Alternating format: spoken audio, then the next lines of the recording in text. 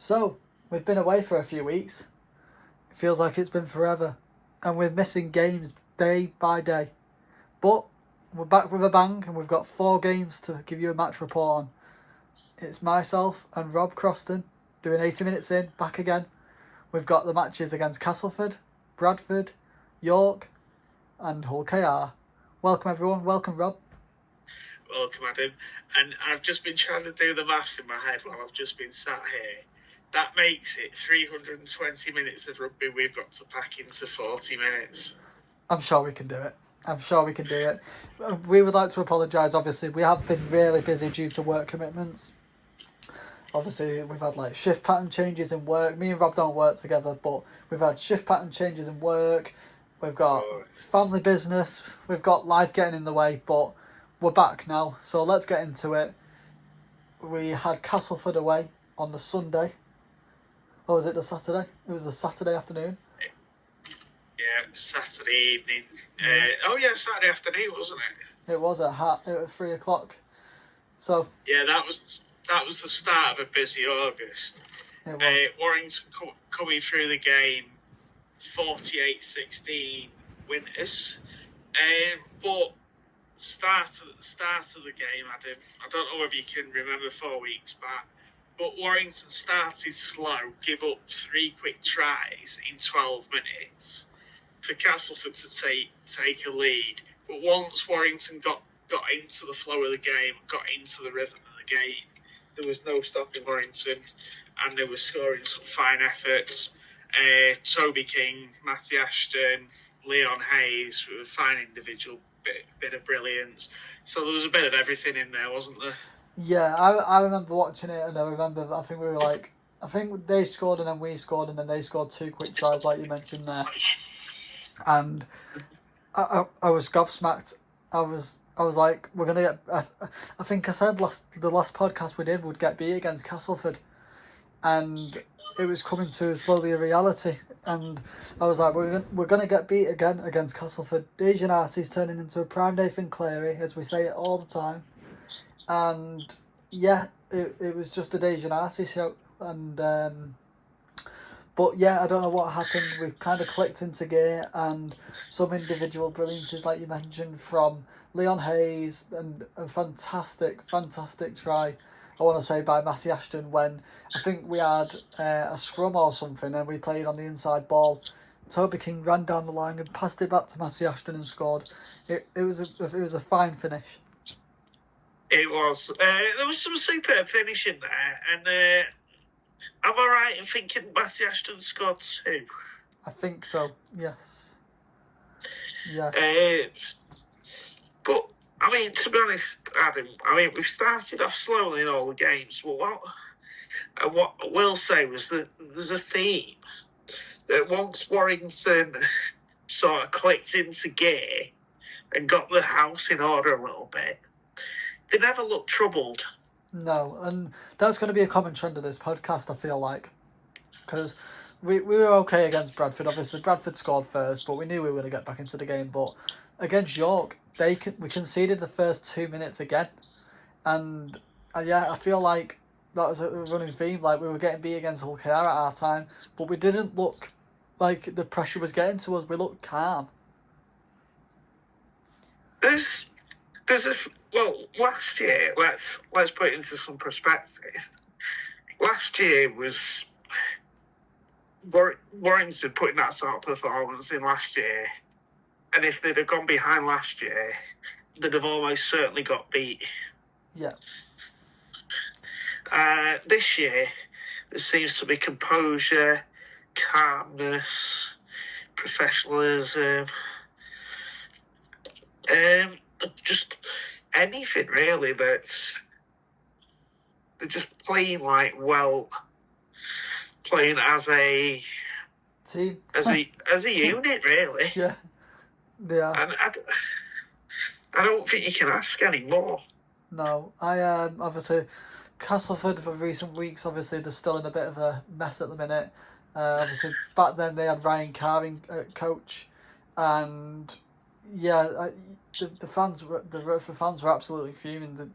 Obviously they were booing the players, and Obviously, one of my mates who was on the podcast the other week, Adam went, and he was saying it was a horrible environment. He said he's never seen Cass fans like that. Even though like it sounds bad, but they've been bad for many years. But he's never seen it that bad. But he said there was one improvement, and you'll laugh when I say this. He always moans saying there's no hot water in the South Stand at Warrington, but at Castleford in the little cabin toilets they've got hot water. And he said the stadium like has been done up really good. Obviously it's still a bit of a mess, he said, but it's got a fresh lick of paint. It's got an AstroTurf outside where the training ground used to be, and he said it's got to be, and it can be a very well run club if the right person gets hold of it. Castleford also, I just want to add this in as well. Yeah. Castleford also, because of how small the pitch is, and if you ever go to Weldon Road, or the one, whatever it's called, the One Bar or One Bar, whatever it's called. If you ever go there, it can actually be quite an intimidating place. Yeah, I remember going last year when it was chucking it down with rain. I had to stop off at the Escape retail park and get a coat because it was chucking it down with rain. And yeah, when them fans, it's like Leeds, when them fans turn against you and you've got the fans on your side, and it's like you've said, a tight, compact stadium, you're gonna get the fans like in your face and the players and everything. And I feel like that's what we did the first 20 minutes, but. Yeah, second half, I feel like Sam Bird just said to them, right, enough's enough. You need to show the fans what you're made of, and we put in a really good performance second half. I mean, I think when you rechannel your energy sometimes, I think you put something extra in there. Yeah. Because for this again is a common theme where players were giving mistakes away, they were giving penalties away. They were basically masters of their own downfall by marching themselves backwards. Yeah, there was daft penalties, like you mentioned there. There was daft penalties given away by us, but you know what? Obviously back then, 4 weeks ago, we've improved so much since then. Obviously, we are giving away the daft penalty here and there, but. Yeah, we were giving far too much away to Castleford. Yeah, and once you let teams back into the game like that, sometimes it doesn't all... You get punished. But, I mean, Warrington held the nerve. They stood strong. They were able to ride a bit of a storm there. And they scored some nice tries. Yeah, sorry, go on.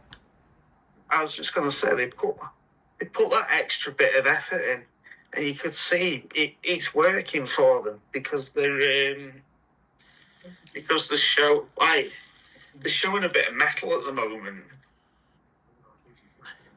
Yeah, like obviously Williams is back, and I've said it before and I'll say it again. I've been a critic of Leon Hayes in recent weeks, but. Castleford, that little chip over the top, that was like Lee Braze-esque. Where's that been like creativity for the last few years? It's been nowhere to be seen. No, that's the thing. I mean, that game, Leon Hayes could have easily got the Man of the Match award from Sky. I can't even remember really give it to. It was that far away. Yeah. But yeah, I mean, Cass are in a dire situation at the moment. For want of a better word, I think they've been underinvested in. Yeah.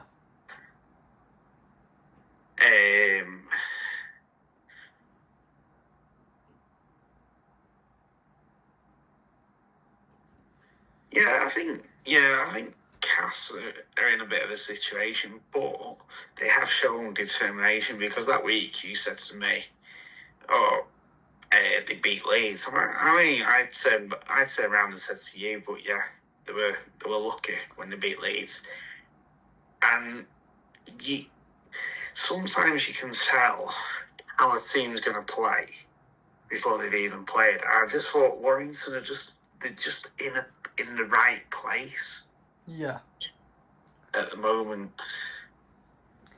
Yeah, we did look the better team. Like, obviously, then the first 20 minutes we did look a bit out of it, but then we clicked into game and the old Warrington was back.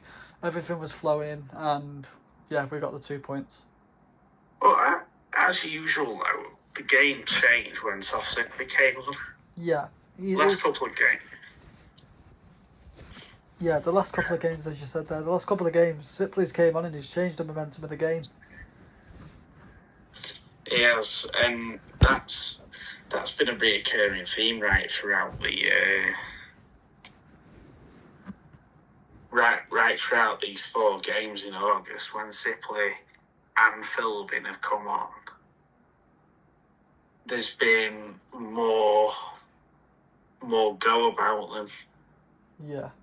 No, I agree. Yeah, so let's move on to Bradford. So Warrington, it's been a busy August. It has. And it was a Saturday night trip to a resurgent Hodsall. It was. Yeah, again, obviously I wasn't there again. Unfortunately, I was at Salford taking photos because they did a double header with Wigan Warriors, what was quite cool. So I was watching the Wigan Warriors game against Toulouse, but I did watch the game when I got back. And yeah, again, first few minutes, obviously, Ethan Ryan scored, but we didn't look out of panic. We didn't look out of practice. We just dug in deep and we worked as a team. Individual brilliance from key players such as Leon Hayes again, Ewan Irwin again. He was out of this world. James Harrison, Albert Hopper-White.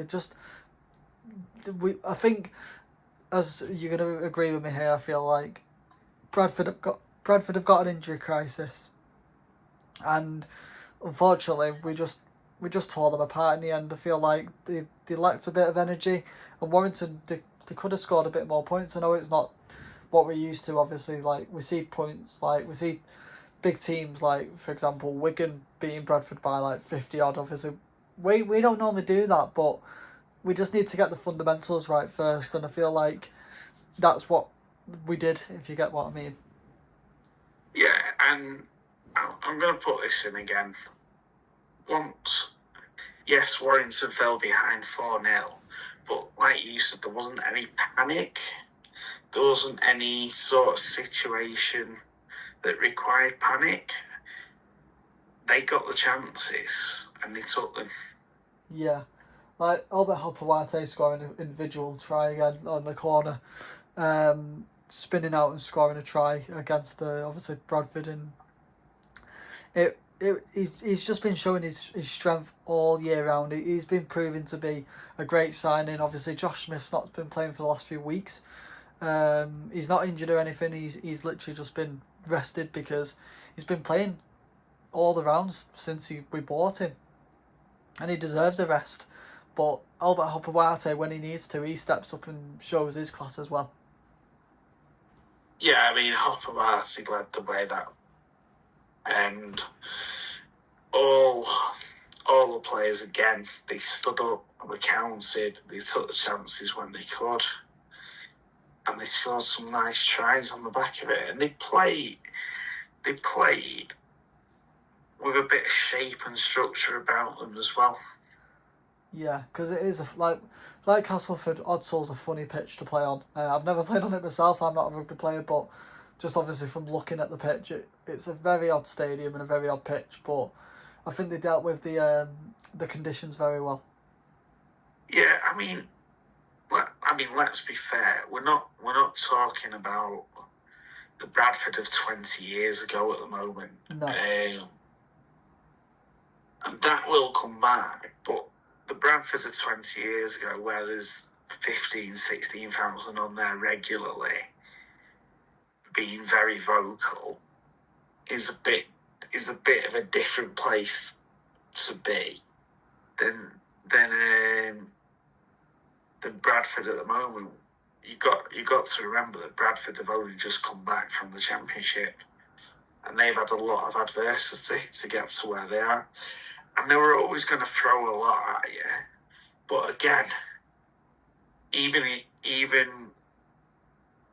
when there was pressure on Warrington's line, Warrington didn't crack. They held the nerve. Yeah, no, like you mentioned there, I think we said this last year before we did the podcast, that we look like we're a bit weak on on the fringes, on the wings a bit, but I think it's like Ashton and Toby King, then they spread out, if you get me. It's hard to obviously describe it, but it looks like this space where the players are going to get into with the attacking team, but we cover that defence line and we've got people backing up, people sticking up for each other, and they want to do well this year, and you can really see that. Yeah, I mean, the thing is, though, look at it, they're working for each other. So where players will do what they call it jamming in, because when other teams move the ball about, you naturally pull it in towards your centre to try and defend, which then leaves the space which creates your traditional 2-on-1 gap. But what Warrington aren't doing, they aren't jamming at the moment. They're keeping it structured and they're keeping the hold on the line, so they're not being drawn into things, are they? No, they're not being drawn into things, like you mentioned there. But yeah, another individual brilliance from Ewan Irwin. I feel like he's definitely going to win an award this year for Warrington, and I've heard many a times, obviously we've signed him, I think, till 2030, but loads of people who are sitting near me say we need to keep hold of Ewan Irwin. He is a talent. Oh, he's just something else. And if he's not nominated for Young Player of the Year at the Super League Awards, yeah, there's something wrong. He's coming mid-season, and he's putting in not just one good performance a week. He's putting in consistent performances week to week. Yeah. You know what I think? No, I agree with you. Obviously, Leon Hayes has been another talent, but yeah, like you said there, like now Williams is back.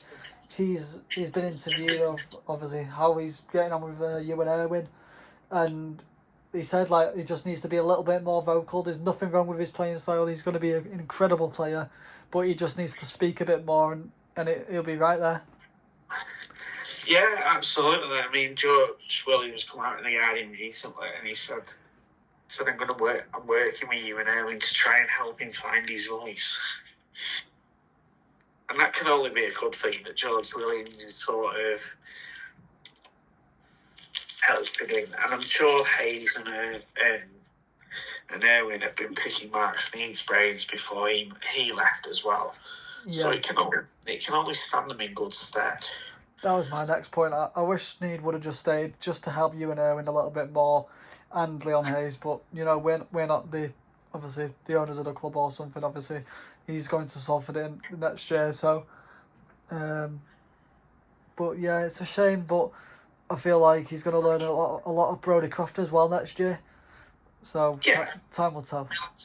And I think it's good that George Williams obviously sees the talent in Ewan Irwin and Leon Hayes, and he's using the time he's got left at the club to not only nurture himself, but he's looking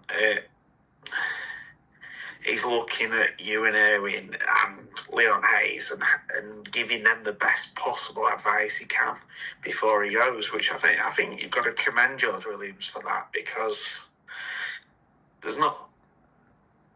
you don't know, but there's not many who could do that, is there? No, there's not. So, York at home, another game where we lacked the first 5 minutes. Paul McShane going over, but John Bennison as well, second try, wasn't it? Yeah, but yeah, again, we didn't look worried. We just stayed composed. It was that it was that edge defence again. They come out, they tried to defend the kick, and the kick was put in behind them. They just failed to deal with it. But, I mean, it's been a consistent thing with Sam Burgess. When he's done press conferences, that he said, you know, it is something we need to tighten up on. Yeah, I've heard a few people last week, over the last few weeks actually, saying that I think it's the right edge is a bit flat. Obviously we've got Josh Smith there. I think we've put Aaron Lind up there at the moment. He's just came back from an injury. He's learning to get better again. So it has been a bit flat, but as soon as Aaron Lindop gets into the groove of things again, it's going to be very, very, very tight position to try and change. Do you play Smith? Do you play Lindop? Do you play Albert Hopewarte? Like, I'm glad we've got this selection headache. We didn't have this last year. No, but and let's be fair. Let's be fair as well. When this injury crisis had started at Warrington, which kind of no one talks about, Sam Burgess was asked in The Guardian, would he go out and get a mid-season signing? And he said, no, look, we're going to hold our nerve. So we don't need to go tapping in. He said, we'll look around. But he said, look, we don't need to go tapping in. He said, we've got plenty of good players here. So we're going to use the good players we've got here. And he stuck by that. Yeah. And you've got to say it's worked. Yeah. It's go on. Sorry. Sorry. Go on. You make your point. I'll make mine in a second. I was gonna say, like I said, I think I've said it last podcast.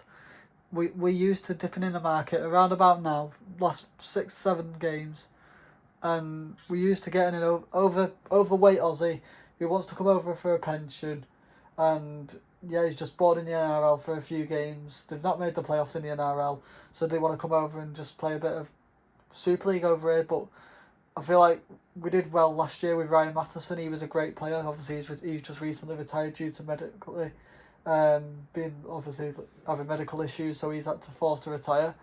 But yeah, in the recent years, we've had ex-overweight NRL forwards who want to come over for a paycheck. But I feel like we've done well this year. We've dug in deep.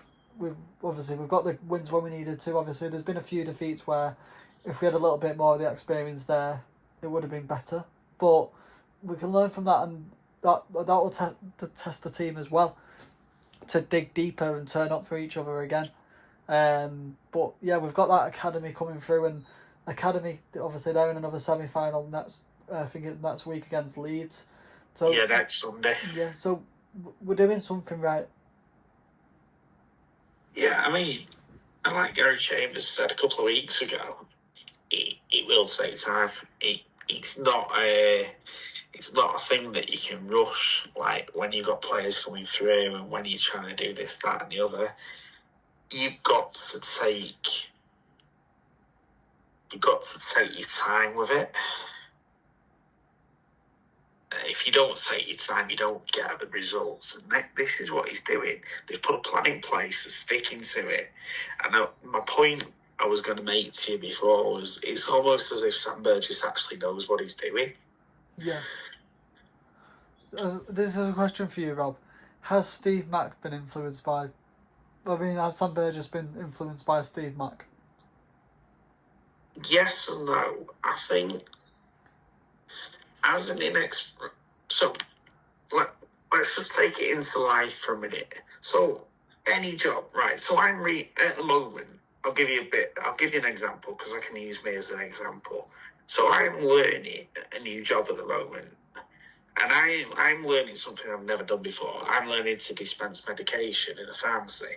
Now, for 12 years, I've been a delivery driver. So, I've delivered medication door to door. So, my time now, I've been doing it 2 to 3 weeks. So my time now, I am learning on the job to to do this new job that I've never done before in my life.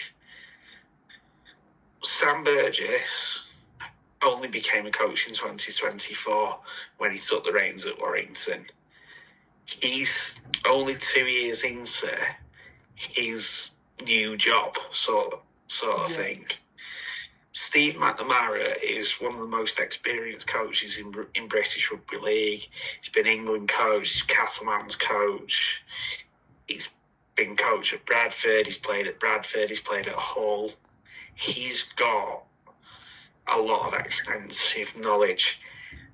What Steve McNamara has brought, and I think Sam Burgess said as well at the end of 25, he said, come, this McNamara coming in, he can learn bits and pieces off. So yeah, I think he has had a bit of an influence, and I think sometimes you do need an experienced head just to give you some guidance on how to do certain things, because it's probably certain things that Burgess hasn't done. And Steve McNamara's gone, oh yeah, we did that at Catalan, or we did this at Bradford. And that's the sort of, you need to tap into that knowledge, basically. Yeah, no, I agree. Obviously, Steve Mack, obviously, we've been a bit off the boil, obviously, when he announced he was leaving. But I feel like now we're settling into the groove again. We're getting that experience from both coaches. Obviously, like you've said there, Sam Burgess is bouncing off Steve Mack, and he's learning on the job. Obviously, he's learning things that Steve Mack would do, but Sam Burgess might not have done in the past, but he's learning off him to do it that way a bit easier. But yeah, going back to obviously the York game, I feel like obviously we've said it before, we didn't look under pressure, we just stayed calm, and obviously in recent years, well obviously last year, we'd be panicking. I feel like we'd be throwing the ball around, just causing more mistakes. It was like when we played against Salford last year and Salford beat us. I feel like we were panicking a bit, obviously trying to get the win, but we just looked calm. And obviously York have got some great players like Paul McShane, John Benison. They've got Paul Vaughan, for example. Yeah, he was a bit quiet the other night. I think he did a few meters, but he was a little bit quiet. But yeah, we just looked very good. We just looked clinical. We just played simple rugby, and that's what we need to do sometimes to get it over the line. And I think what's impressive to me in the past 3 games, I've seen this quite a lot. They're not trying to be too clever last tackle. No. What they're doing is they're pinning teams into the corner with little kicks and making teams work out.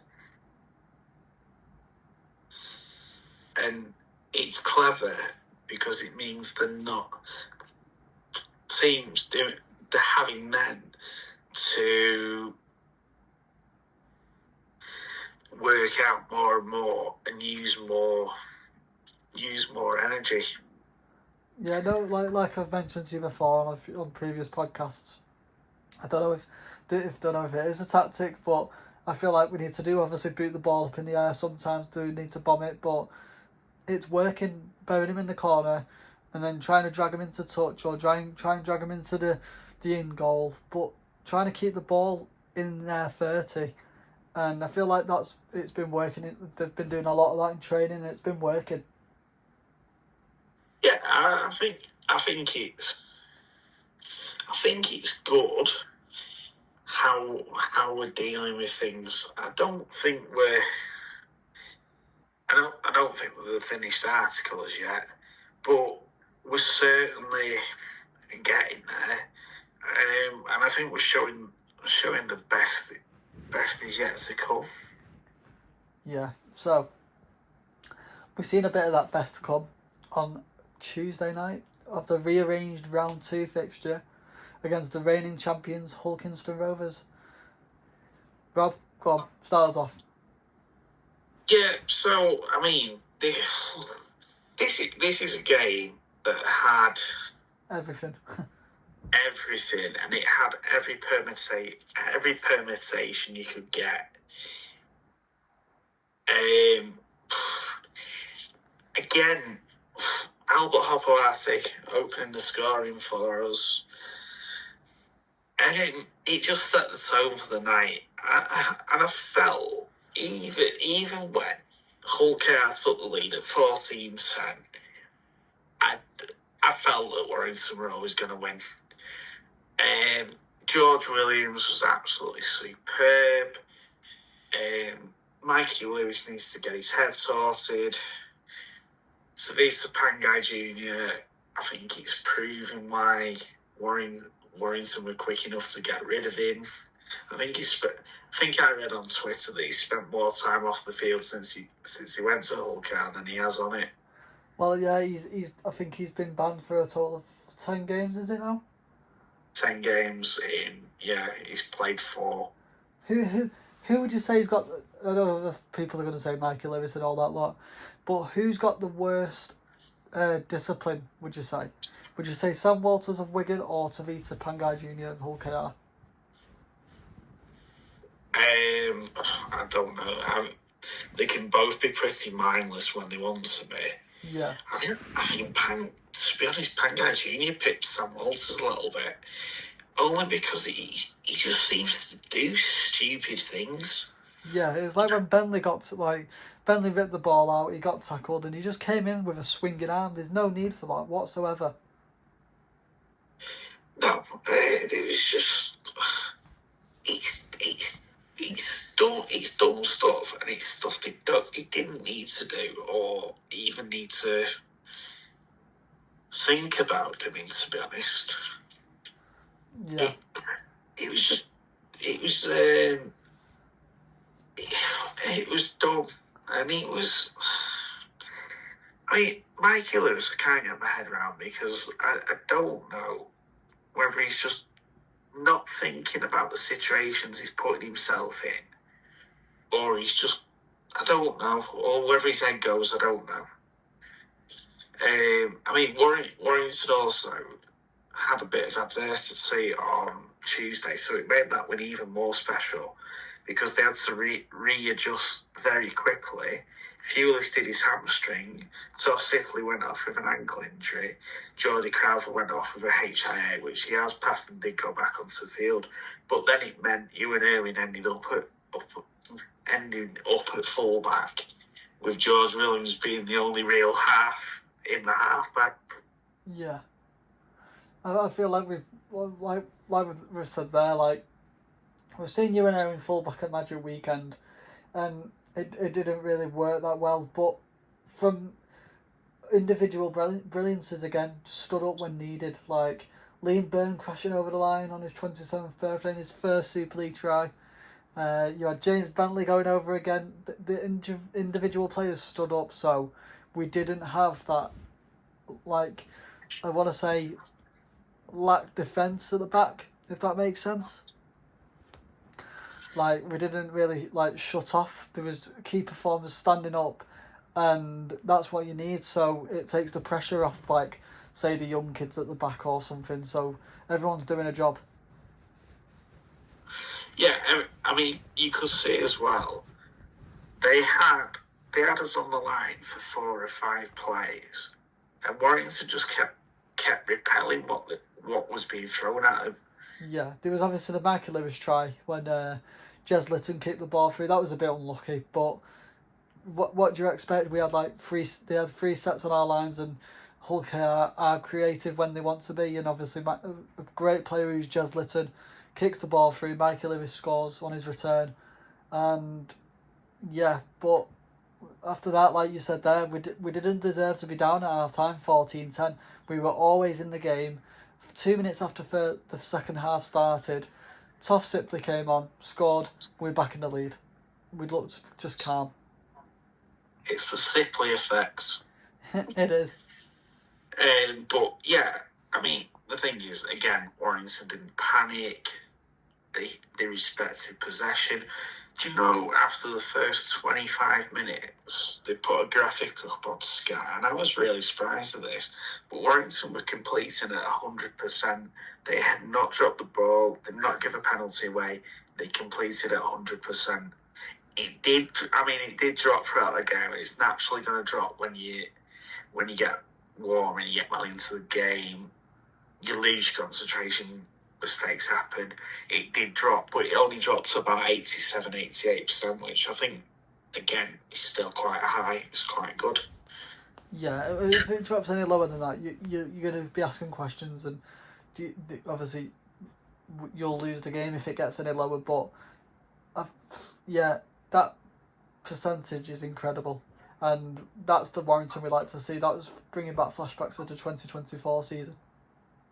I mean, I think as well, that game on Tuesday gave a real buzz and a boost to the people at Warrington. I think anyone watching that game on Tuesday wouldn't have helped. They just wouldn't be able to not take their eyes off it. I mean, Hull KR look like a bit of a spent force at the moment. Yeah. I feel. I mean, I don't know.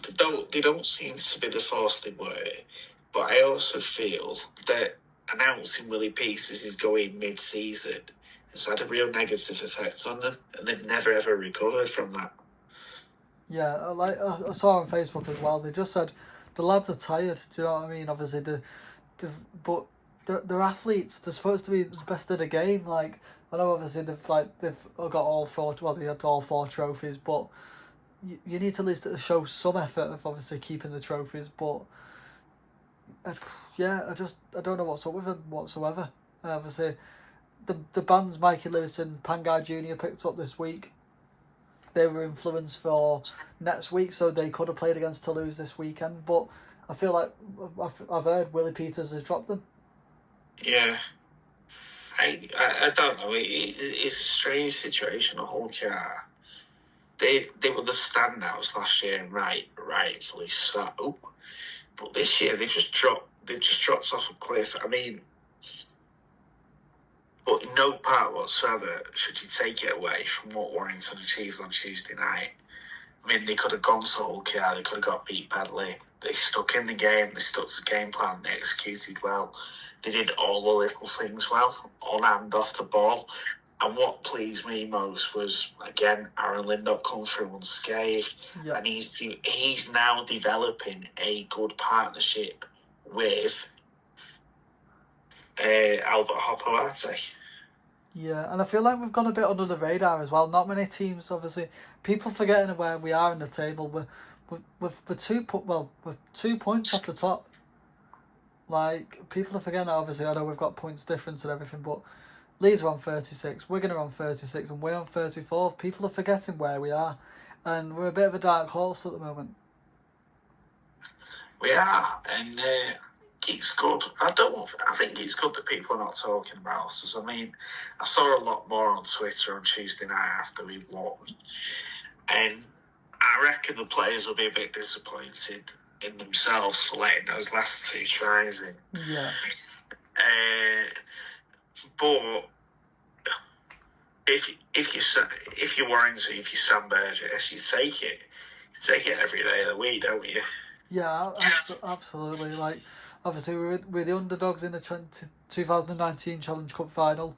We'll be the underdogs in the Super League. Like, as long as we get to that grand final and we win, I'm not bothered. Obviously, we'll be the underdogs all we want. You can win by 50, you can win by 1, you still win at Old Trafford. Yeah. But I mean, there is a lot of water to run under the bridge before we even think about getting to Old Trafford. But saying that, I do think Leeds and Wigan have got wobbles in there, and it can only take one bad performance. Yeah. And Leeds are starting to get a couple of injuries creeping in. Wigan are going to have a tough game against Wakefield. I mean, I would fully expect Wigan to win that. Don't get me wrong. But they will have a tough game, which they will then have to back up against Hull KR in a week's time. And Wigan's second to last game is Leeds at Leeds. Yeah. There's potential for points to be dropped there. it's going to be a tough running for every team in the top 6. I think we've got the easiest running. So, yeah, time will tell. Is there such thing as an easy running though? No, every game's a tough game. Obviously, like you can only play what's in front of you. But Huddersfield, obviously, we're getting into Huddersfield now. So Huddersfield's on Sunday at 3 p.m. They've been on a streak, haven't they? They've been winning games like, obviously beating Hull FC, beating Toulouse. They beat Catalan. They've smashed Catalan. So Warrington have got to be careful, really. Yeah, but I mean, let's be fair though, and I'm not taking this away from Huddersfield. They've won 4 out of the last 5, but they've all been against teams around them. Yeah.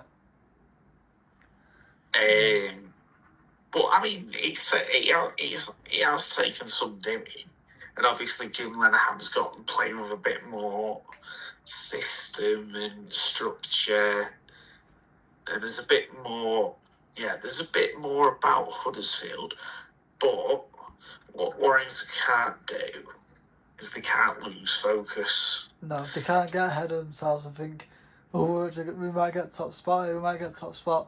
We just need to play game by game.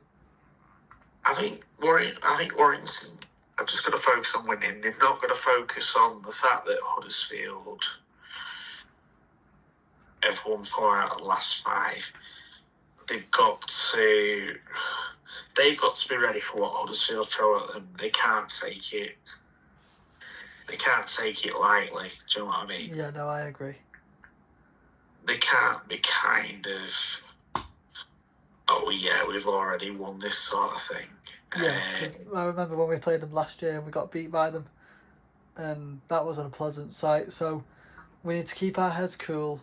We need to have standout performances again from George Williams, Albert Hopewarte. We just need big performances again from the key men. Yeah, and also like the likes of Ewan and Irwin. And it's just, they don't want to go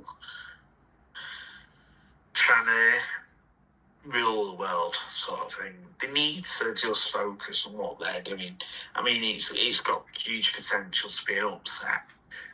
But I do think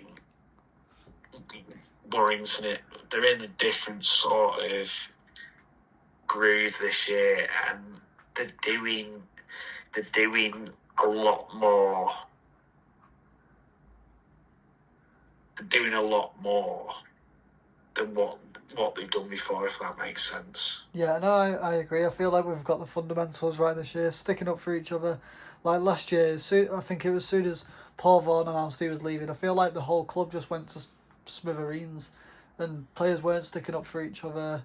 They lost interest, but although there's been players leaving this year, like they announced Bentley was leaving, Jordy Crowther's on his way out. He's not been announced yet, but he's going to Huddersfield next year. Obviously there's obviously Williams leaving. Obviously we knew that last year, but there's been no change of focus. Like everyone's still focused and they want to still turn up for each other, even though the players are leaving at the end of the year. Yeah, definitely. I read somewhere in the Guardian today. Sam Burgess has said that he wanted to keep James Bentley, but they couldn't make the offer good enough for him. Yeah, I rate James Bentley. I like James Bentley, but if Bradford are going to offer 3 years, obviously you're going to go where the money is, aren't you? Well, yeah, and at 29, he's got to take his opportunities, and he started his career at Bradford. So you can't blame him for that. And Sam Burgess said he did try and get a deal over the line, but obviously it wasn't meant to be. But I mean, you've still got plenty of good players. I mean, it's nice to see Sam Stone back in the squad as well. Yeah. I think he goes a lot under the radar. Great to see Aaron Lindop coming through each game unscathed. But also, like you said the other day, we've got that cover now for the likes of. So if Fulis won't be in this week, so either Taylor Ray or Lachlan Webster can cover. Tossiply, again, Luke Yates might be back in the fold, Joe Stilbein. So there's no sort of panic, is there? No. But yeah, so we've crammed it all in, Rob. We've managed to do it.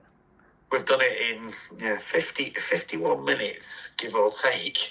Yeah, but it's on my clock. It's on, or at the minute, it's on 45 minutes and 24 seconds. Yes, we need to do some score predictions then. We can't forget them, can we? No.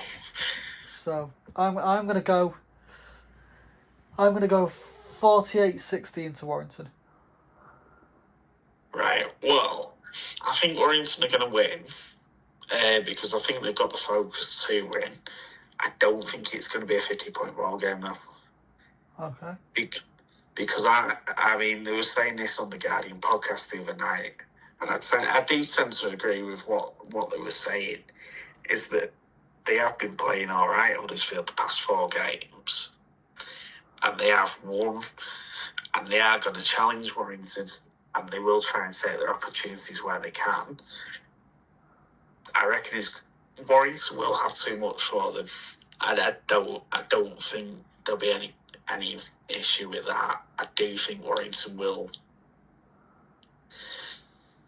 come out victors, but I don't think it'll be 40 points unless Huddersfield really have an off day. I think it's going to be 28-18. Ooh. Okay. Or 29, because I'm just going to throw a Ewan Irwin drop goal in there as well. We love a drop goal, don't we? We love a drop goal. We do.